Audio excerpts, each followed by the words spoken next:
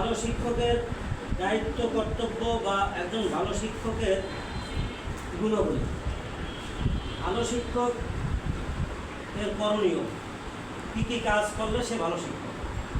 তো প্রথমে আমরা ভালো শিক্ষকের গুণাবলীর ভিতরে ধরতে পারি যে একজন ভালো শিক্ষক অবশ্যই সে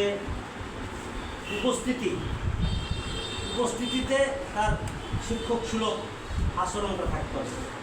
সঠিক টাইমে উপস্থিত এবং সঠিক টাইমে প্রস্থান। এই উপস্থিতি আর প্রস্থানের ভিতরে কোনো অনিয়ম হলে সেই অনিয়মটা কেন হয়েছে তার কারণ যথাযথ কর্তৃপক্ষের কাছে সুন্দরভাবে জানানো, এটা একজন ভালো শিক্ষকের গুণ। আমরা অনেকের কাছে এটা পাই না, পরবর্তীতে আরও কেন প্রশ্ন করছে তা নিয়ে আরও তার প্রশ্ন থাকে যে আপনি তো শিক্ষক হেড স্যার সুলভ আলোচনা করলেন না, আমি তো বিপদে ছিলাম। বিপদে ছিলেন যে এটা আপনাকে জানাতে হবে। অনেক ধরনের প্রশ্ন আছে যে প্রশ্নগুলিতে শিক্ষকরা ভালো মন্দ তা নির্ণয় করা যায়। তার একটা প্রশ্ন হচ্ছে উপস্থিতি, সময় অনুবর্তিতা, স্কুলের নিয়মকানুন, শিক্ষা। এই একজন ভালো শিক্ষকের উদ্দেশ্য কাজ এগুলি জানবেন, এগুলি না জানা। অনেক শিক্ষকের দৃষ্টিভঙ্গি ভিন্ন হয়, একই কাজ বিভিন্ন দৃষ্টিভঙ্গিতে সে মূল্যায়ন করে বা দেখে। সেক্ষেত্রে ওই শিক্ষকদের নিয়ম নীতির আলোকে তাকে দেখতে হবে, সেটা যে দেখে সে একজন ভালো শিক্ষক।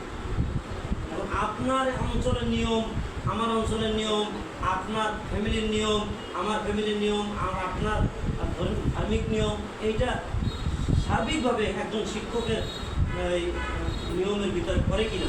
তা শিক্ষকদের কাজগুলি কি, শিক্ষকের কোন কোন নিয়মে চলাফেরা, কোন কোন নিয়মে পোশাক পরিচ্ছদ, কোন নিয়মে একজন শিক্ষক হাঁটবেন, কোন নিয়মে একজন শিক্ষক কথা বলবেন, কোন নিয়মে একজন শিক্ষক কোন জায়গায় দাঁড়াবেন, কোন নিয়মে শিক্ষকের ব্ল্যাকবোর্ডে লিখতে গেলে তার লেখাটা সব শিক্ষকরা ছাত্ররা দেখতে পারে, কোন জায়গায় দাঁড়াবেন, সব কিছুর একটা সঠিক পদ্ধতি আছে। এই পদ্ধতিগুলি ব্যবহার করে যে করে না সে ভালো শিক্ষক হতে পারে না। সামাজিক কাজেও শিক্ষকের ইনভলভ থাকার জন্য, সামাজিক কাজে একজন ভালো শিক্ষক থাকবে। দেখবেন যে খুব ভালো অঙ্ক পড়ায় কিন্তু কোনো সামাজিক কাজে তারা পড়া যায় না, সে ভালো শিক্ষক না। অঙ্ক জাহাজ, ভালো শিক্ষক হতে হলে সমাজেরও কাজে রাখতে হবে।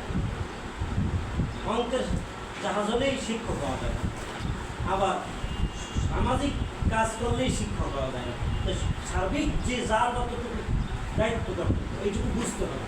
সেই ক্ষেত্রে স্থানীয় জনগণের সাথে যার ভালো সম্পর্ক না সে ভালো শিক্ষক।